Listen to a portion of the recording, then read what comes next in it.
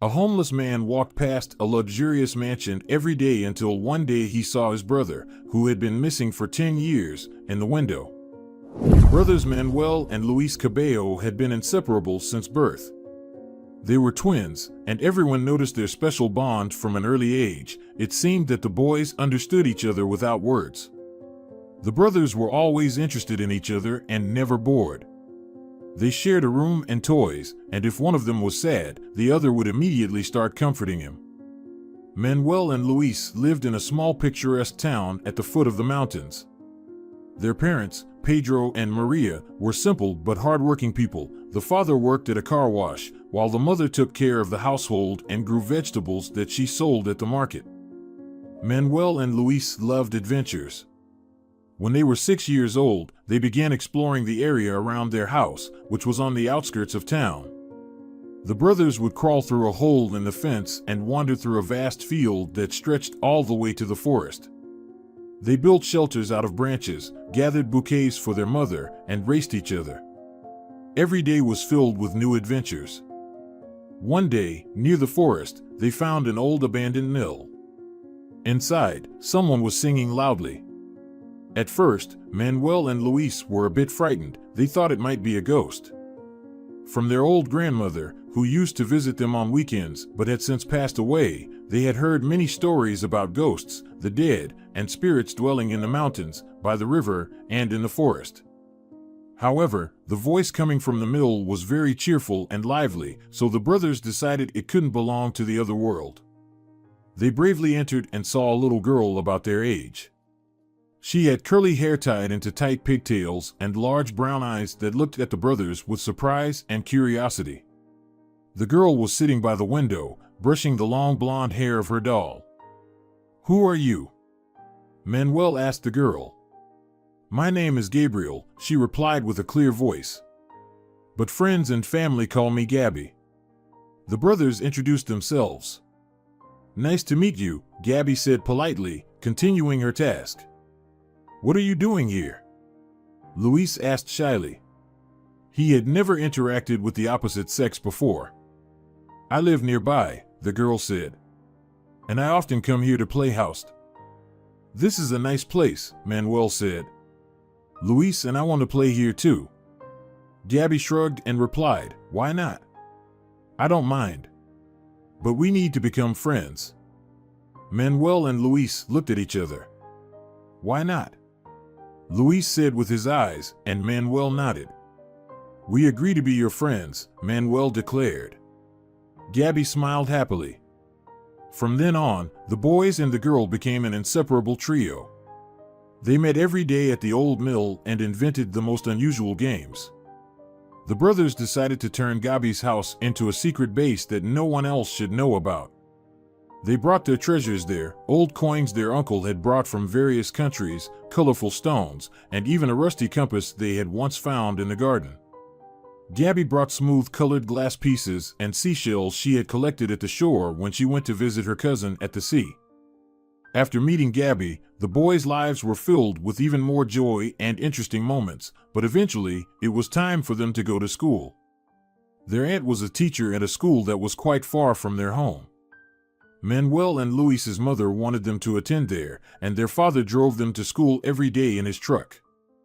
Gabby, on the other hand, went to the local school. Their meetings at the mill became less frequent because the kids had to do their homework. However, their friendship did not dissolve. They still spent every weekend together. At school, Manuel and Luis always sat at the same desk and helped each other with their homework. Luis was more calm and thoughtful, enjoyed reading books and writing essays. Manuel, on the other hand, was active and outgoing, liked sports and acting. The brothers always supported each other whenever one of them faced difficulties with their studies. Manuel helped Luis train his muscles, and in turn, Luis checked Manuel's essays for mistakes. As the kids grew up and made new friends, they never forgot Gabby. For several years, they continued meeting at the old mill and coming up with new fun games. Manuel and Luis felt that the girl had become almost like a sister to them. But then everything changed. A fire broke out at the mill, and the kids could no longer play there. Manuel and Luis didn't know where Gabby lived and were very sad about losing their close friend. "We have to find her," Manuel said one evening. "I miss our games." "If you're talking about Gabby, then you're right," Luis agreed shyly. "I also keep thinking about her. Let's ask Dad to take us to the local school. Gabby goes there. Surely, we'll find her easily." "You're a genius," Manuel exclaimed. He always suspected that Luis was smarter than him. The next day, they asked their father to take them to the local school, and he agreed. The brothers watched the window with anticipation and worry, wondering if they would be able to find Gabby. At the unfamiliar school, they quickly managed to find the girl. During recess, she was strolling near the main entrance. The brothers didn't immediately recognize her in her strict school uniform. "Is that really our Gabby?" Manuel whispered. "Yes," Luis nodded. His face was tense and even a bit frightened. "Go talk to her." "Why me?" Manuel asked in surprise. "I don't think I can talk to her," Luis confessed shyly. "Okay," his brother nodded. "I'll do it." He boldly approached the girl and touched her hand. "Hi, Gabby," he said, looking her in the eyes. She flinched and, glancing at the boy, looked away. "Don't you recognize me?" Manuel asked in astonishment. Gabby shook her head silently. "But how?" "I'm Manuel," the boy exclaimed. Gabby threw a quick glance at him, which Manuel caught as a sign of sadness, and turned away. "I'm sorry," the girl whispered faintly. "Now that the mill is gone, everything can't be the same. You'd better go." Manuel couldn't believe his ears. Did Gabby really say that? Was their friendship really over? He turned around, feeling his knees tremble, and walked back to his brother. "What did she say?" Luis asked anxiously. Manuel frowned at his brother and remained silent. Luis understood everything without words. "Let's go home," Luis said courageously and started leading Manuel away. Now they were alone again. Gabby was no longer their friend. Fortunately, the atmosphere in the boys' family was always friendly and supportive. Every Sunday for lunch, the family gathered together around the big table. Maria cooked her men's favorite dishes, aromatic seafood paella and chocolate cake for dessert.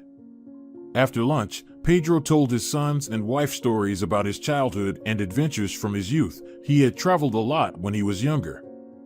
In the evenings, their father read books to the boys and told them legends about distant lands. Manuel and Luis listened to Pedro with bated breath, and the loss of their friend no longer affected them with the same pain. 5 or 6 years passed. Manuel and Luis were 14 years old. They began to frequently attend concerts and dance events for students at the local club. One day, there was supposed to be a poetry evening, and Luis was determined to attend it. Manuel thought that listening to poems all evening would be boring, but he found out that there was a soccer match nearby at the stadium, so he agreed to go.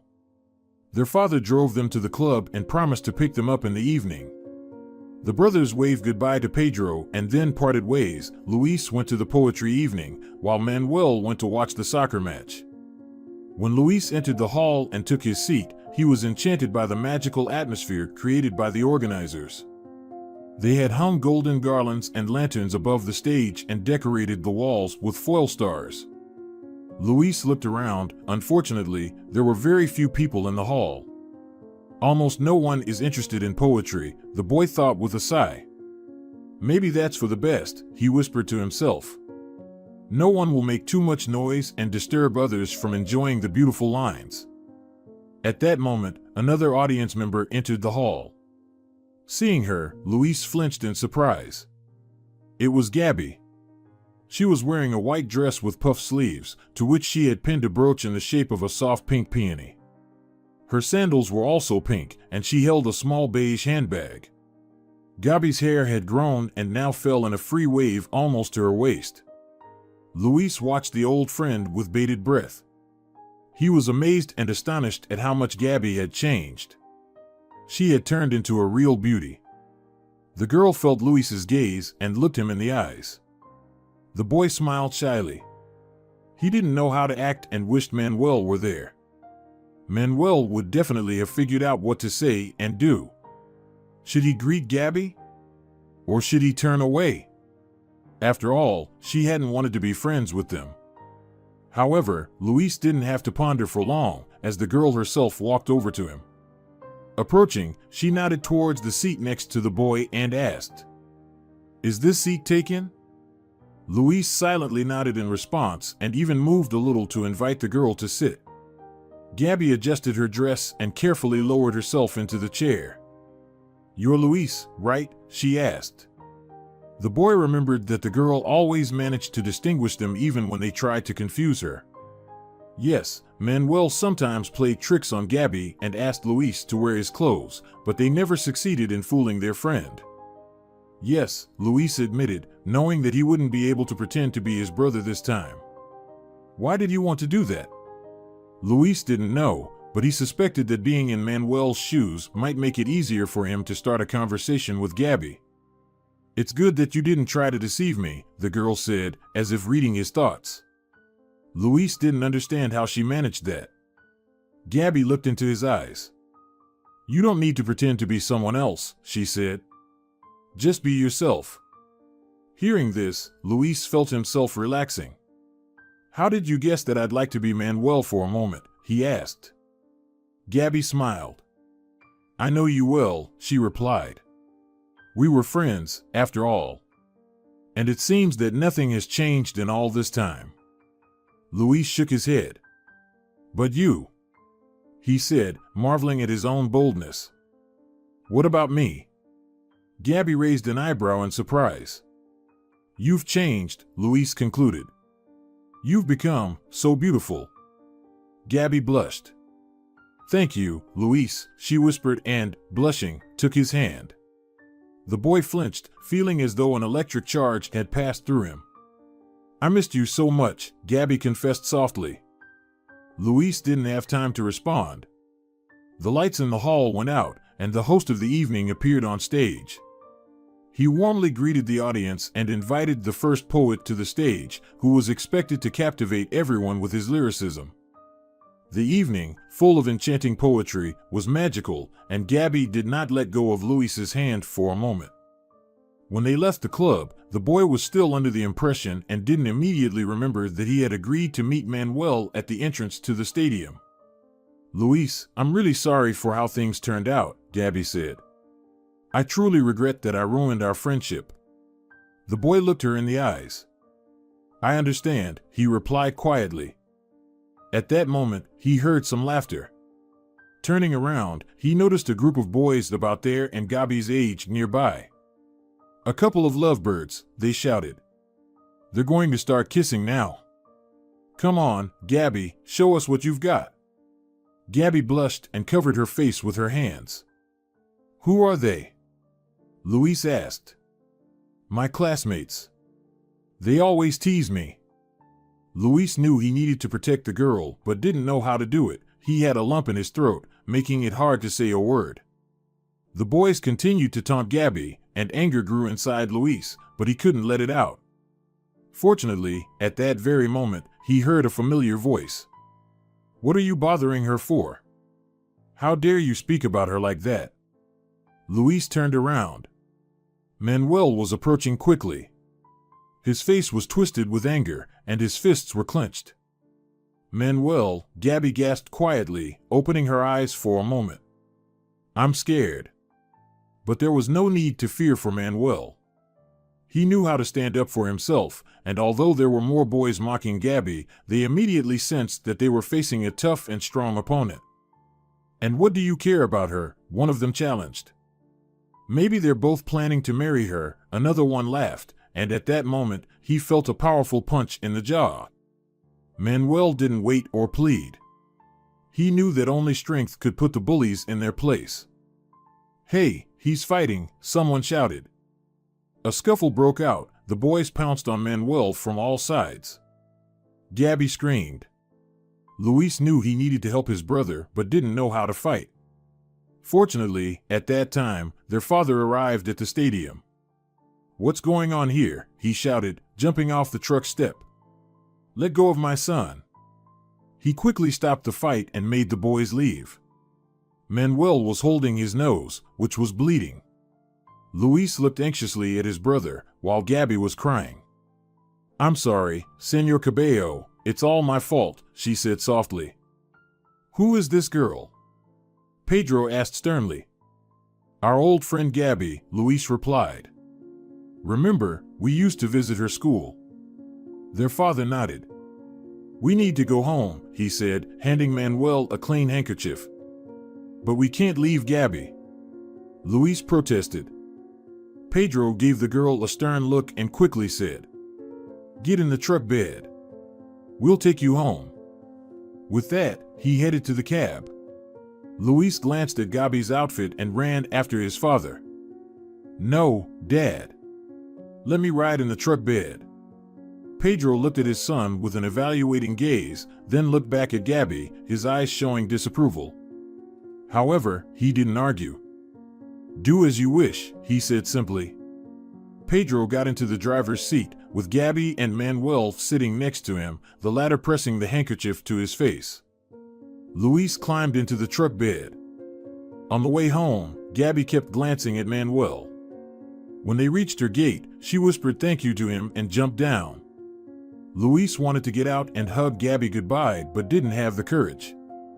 When they got home and went up to their room, Luis dared to ask Manuel, who had laid down on the bed without undressing. "When you were next to Gabby." "What?" Manuel asked, surprised. Did she hold your hand?" Luis ventured to ask. Manuel only shook his head in response. Luis sighed with relief. "Seems like she likes me," he thought. "Aren't you going to ask how the match went and who won?" Manuel asked sulkily. Luis perked up and was about to open his mouth, but realized he wasn't interested at all. "Gabby came over to me," he mumbled instead. Manuel snorted. Luis realized he was jealous and decided not to say anything more. "Why did she choose me?" the boy thought to himself. "Manuel is much braver." All night, Luis dreamed about Gabby. The following week, they met again at the club. This time, Luis and Manuel went there to watch a documentary about New Zealand. Gabby looked charming again. She wore a blue denim sundress and a pale pink blouse. Luis didn't dare to look her in the eyes, but carefully examined her outfit from beneath lowered lashes. "She's beautiful again, like a fairy," the boy decided.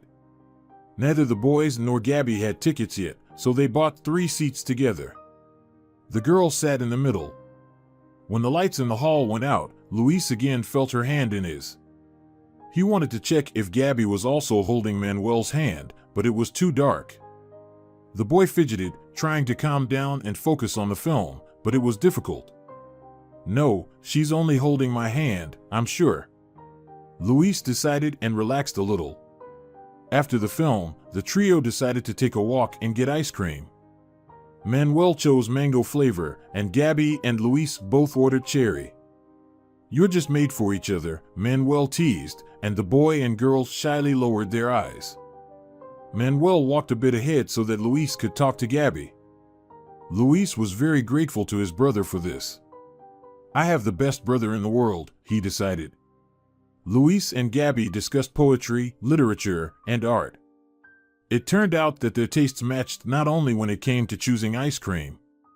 They walked for about an hour, and then their father drove them home in the truck. This time, Manuel rode in the truck bed while Luis and Gabby sat in the cab, holding hands tightly. The brothers and the girl started seeing each other almost every week, but their interactions were no longer like they were in childhood, as Luis and Gabby were now bound by romantic feelings. Time flew by quickly, and the school holidays came around unnoticed. Pedro suggested to his wife and sons that they go on vacation to the capital. It was unexpected and surprising. They had never traveled before because they couldn't afford to spend money on trips. However, this time Pedro said he had a wealthy client who had given him a generous tip. Why not spend it on some fun? Even once every 10 years, we deserve a break. Maria smiled and nodded. I never did that, even when I was young.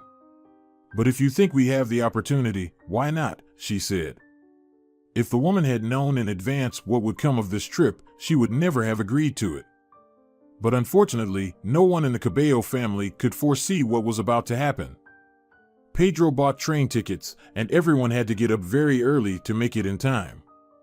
Gabby came to the station to see Luis off, and the boy nearly cried as he parted with her. When he got on the train, Manuel looked at his pale face skeptically. Why are you so worried? He asked in surprise. You'll see each other in a few days. Luis shrugged. I have a strange feeling, he admitted. But Manuel only laughed at his words. What feeling? Are you planning to stay in the capital? Luis remained silent. He looked out the window and waved at Gabby, who was sniffing on the platform. How cute, Manuel said, opening a sports magazine and beginning to leaf through it demonstratively. As the train pulled away and the platform with Gabby faded into the distance, Luis sighed a few more times and, along with Manuel, started looking out the window with interest. The boys had never traveled so far from home before. Everything they saw around them was new and unusual. By evening, the train brought the family to the heart of the capital. Upon arrival, they settled into a cozy hotel near the city center. First, they all went to have dinner at a cafe nearby, then walked through the nearest park and went to bed since it was very late. We'll have a longer walk tomorrow morning, Maria reasoned. It will be light, and we'll be able to see all the interesting things.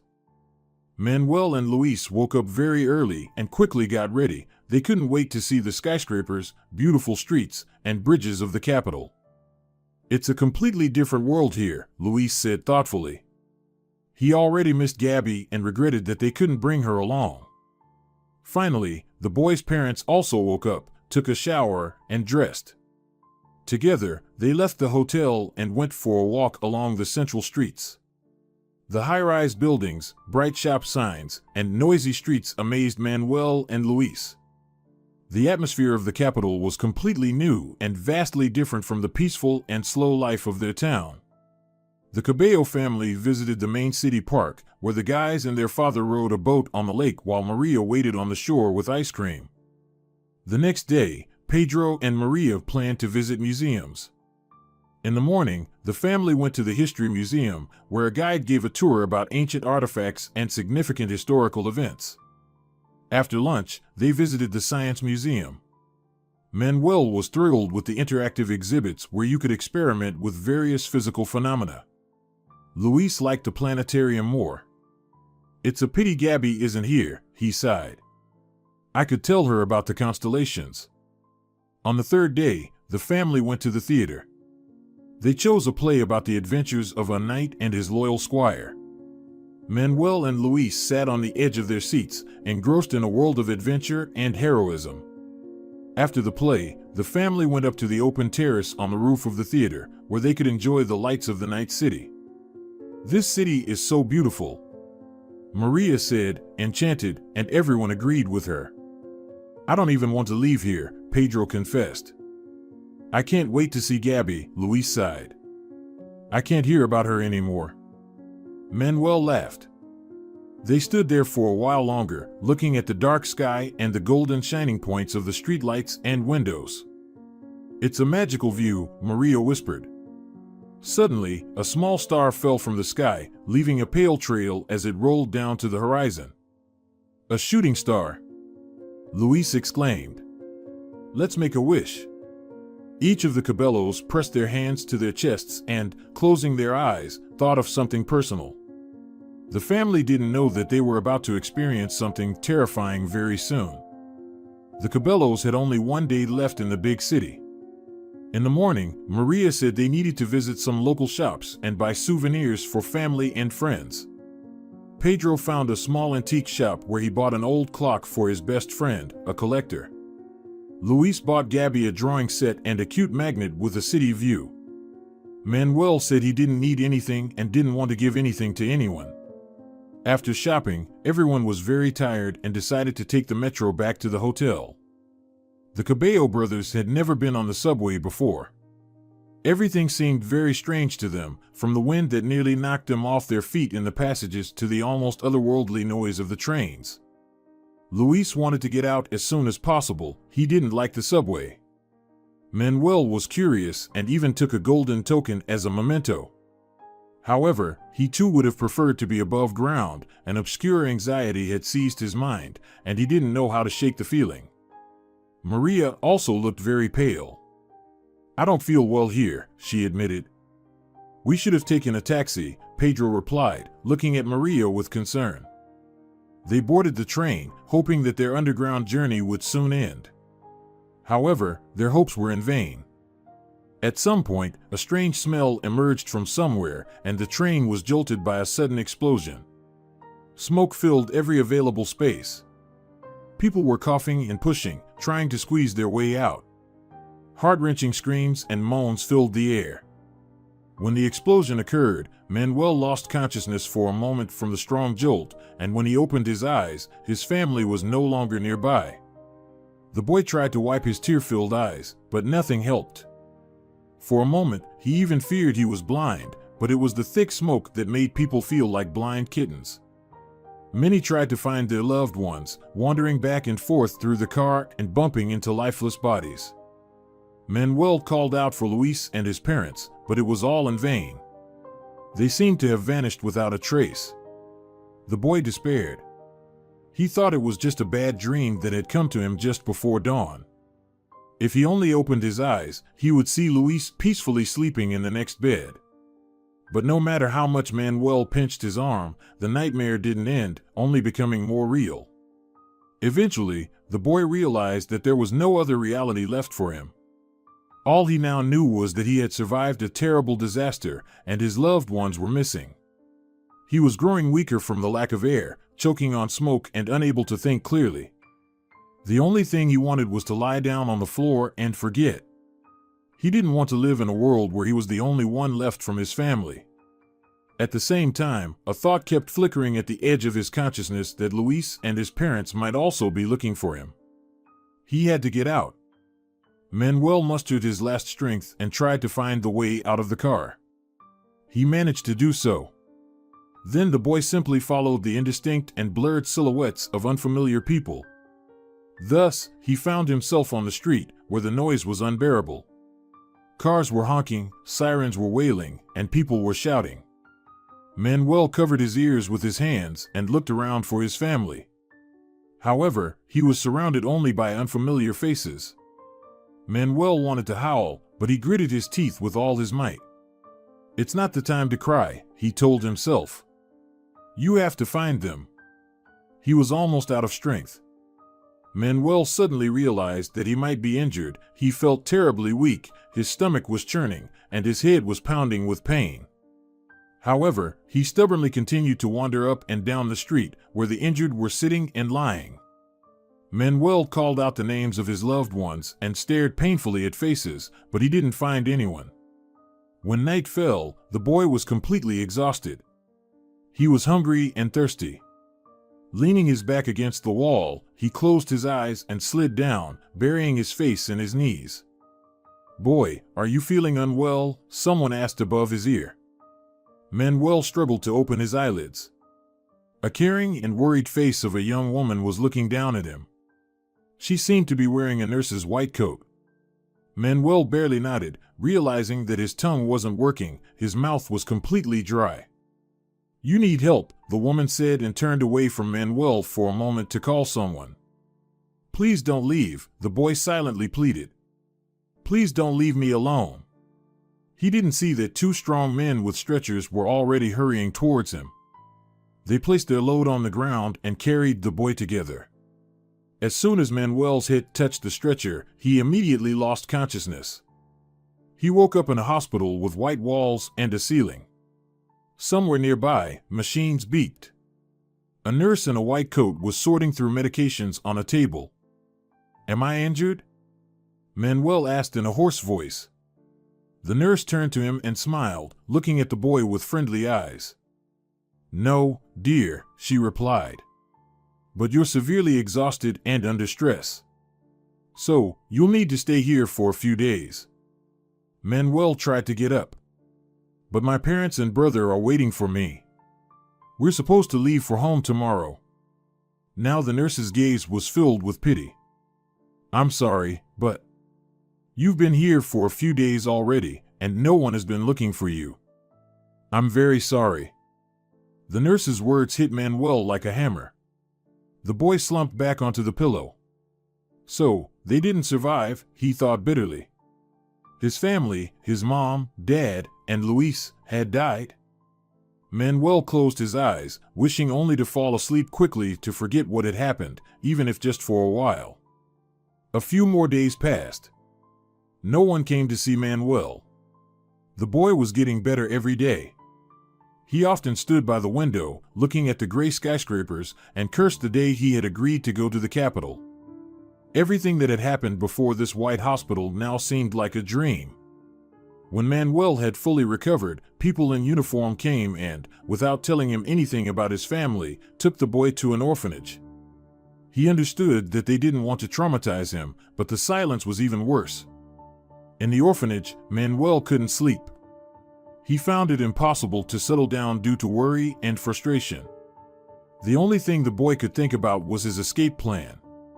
Manuel was determined to escape from the orphanage and return home. I can live on my own, he thought. Besides, I need to find Gabby and tell her everything. She must be very worried about Luis. It took several months for Manuel to execute his plan. He escaped when a truck with supplies drove into the orphanage grounds.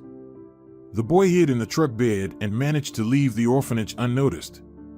As he sat behind the empty crates, he remembered his father's truck. Tears silently streamed down the boy's cheeks, but he didn't notice them. Manuel wandered through cities without money for a long time until he finally returned to his hometown. However, he was met with disappointment. Relatives had sold their house, believing that the entire Cabello family had died in a subway explosion. The boy could do nothing. His uncle and aunt offered him to live with them, but Manuel was too proud. You had no right to do what you did, he shouted at them. You should have had hope. His uncle and aunt looked at the boy with regret. He spat bitterly at his feet and walked away. From then on, Manuel lived on the streets, scavenging for scraps of food around the city. He knew that if he returned to the capital, he could find a job and improve his situation, but he did not want to leave his hometown. He still hoped for a miracle. At night, he dreamed of his parents and Luis.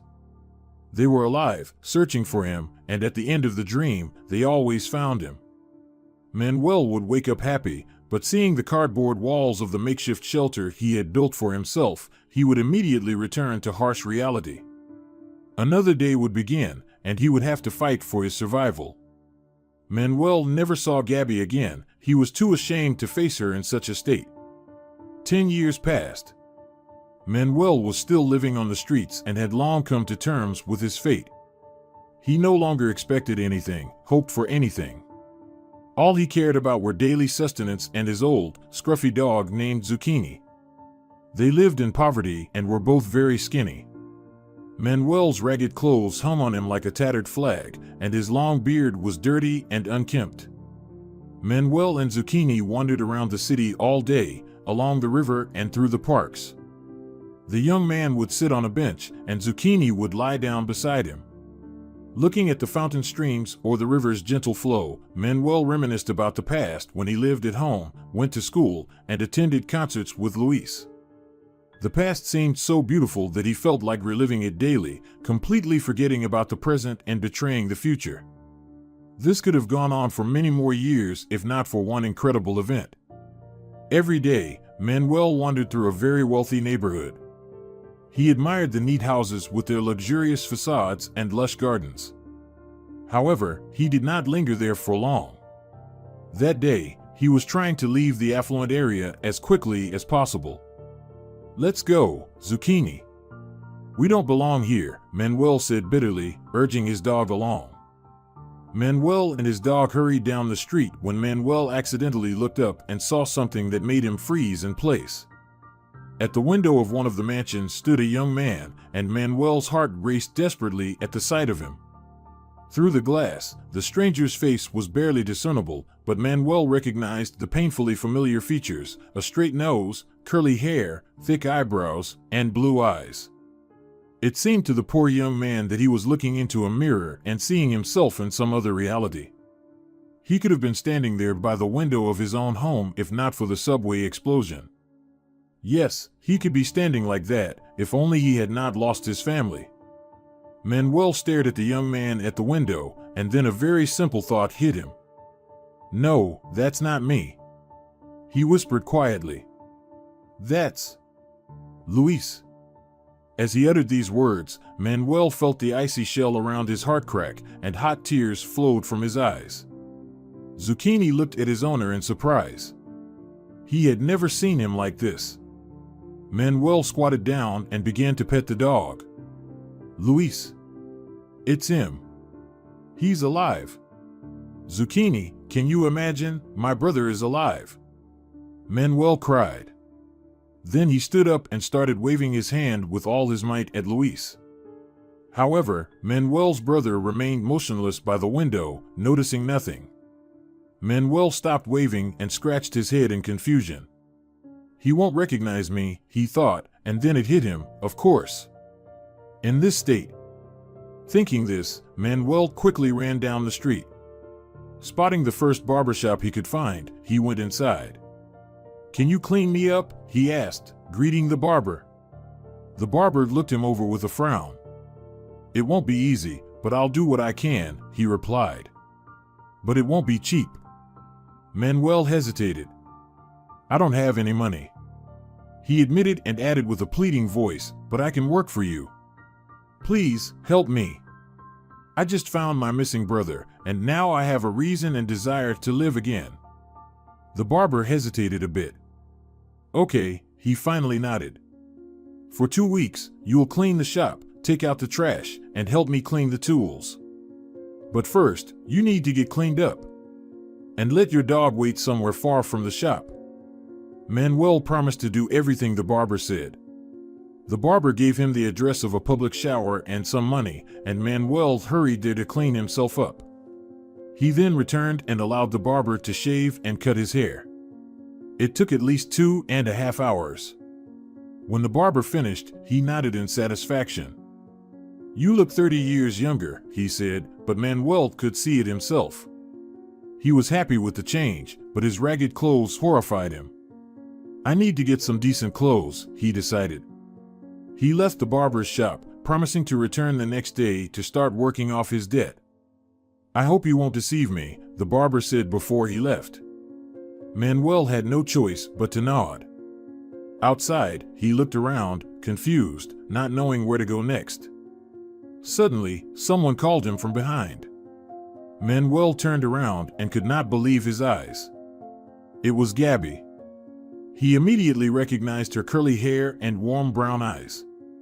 She was wearing a green polka-dotted dress and high heels.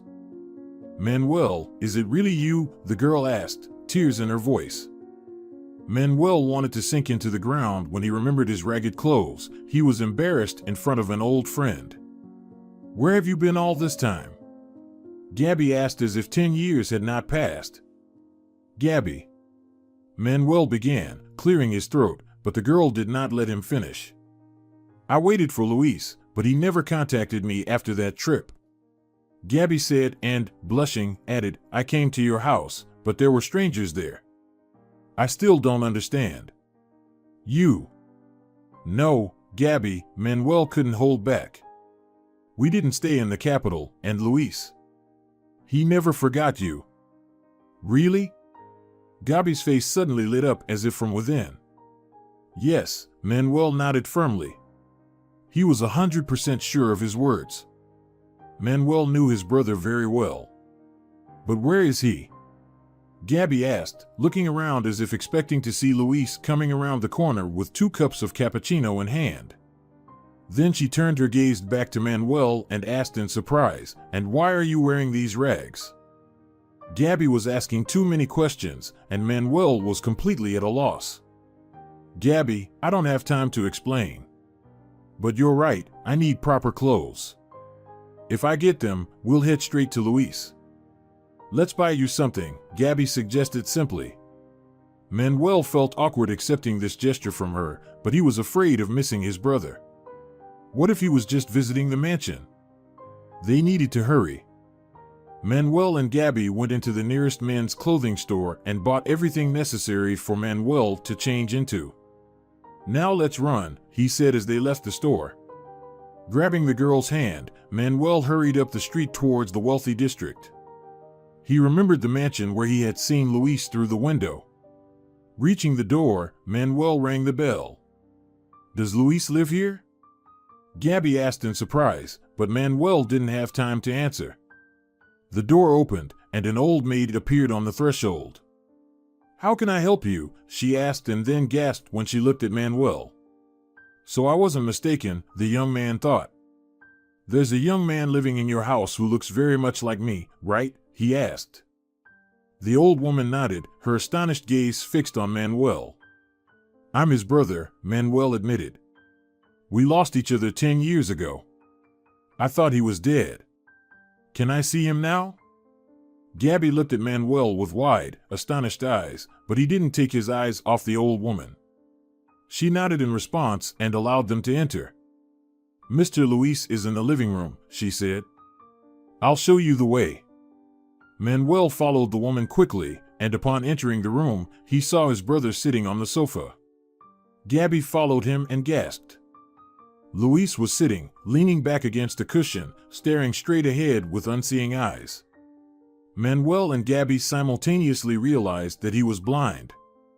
Marta, who is it? The young man asked anxiously, as if he sensed that the visitors were of great significance to him. It's your brother, Mr. Luis, the maid replied quietly. The young man cried out in astonishment and jumped up from the sofa. Brother? Manuel, is that you? Manuel, tears streaming down his cheeks again, approached his brother and hugged him around the shoulders. Yes, Luis, it's me. I'm here. And I won't leave you again, he said. So you're alive? Luis exclaimed, pulling his brother closer. And I mourned for you all these years. As did I, Manuel whispered. He suddenly remembered Gabby and, pulling away from his brother, said, And I didn't come alone. Luis became anxious again. Who's with you? Mom? Dad? Are they alive? Manuel gestured for Gabby to come closer. No, there's someone else, he whispered and stepped back to the door. Gabby approached Luis and gently took his hand. She was trembling all over. Luis, it's me, she said quietly. Gabby. Luis immediately recognized her. You came. I didn't believe it. I waited for you all these years. I hoped so much for this meeting, Gabby said through her tears. Luis sighed deeply. And I've been here all this time. In my own darkness, he said bitterly. Gabby squeezed his hand tighter. You're not alone anymore, dear, she whispered. But how did you end up here? Manuel asked cautiously. In this wealthy mansion. Let's sit down, and I'll tell you everything, Luis said. They all sat on the sofa, with Manuel in a chair. I don't know if this is a rich house or not. What matters to me is that its owner always treated me like his own son. The explosion in the train car threw me against the wall, and I hit my head, losing my sight forever. Mr. Martinez, who owns this house, helped me out and thus saved my life. He tried to find your parents and you, Manuel, but he was unsuccessful. Unfortunately, Mr. Martinez died a year ago. He had no children, and he left the house to me. Gabby and Manuel were amazed and astonished by Luis's story. It's wonderful that there are such kind people in the world, the girl whispered, and Luis nodded in agreement. From then on, the three of them lived in Mr. Martinez's mansion. Luis, with Gabby's help, wrote 4 books, one of which became a bestseller. Manuel worked off his debt with the barber and then became his apprentice. He learned the trade and later decided to become a colorist. Earning a reputation as a professional, Manuel moved to the capital to work. Luis and Gabby got married. They built a wonderful family and were expecting the birth of two beautiful twin girls.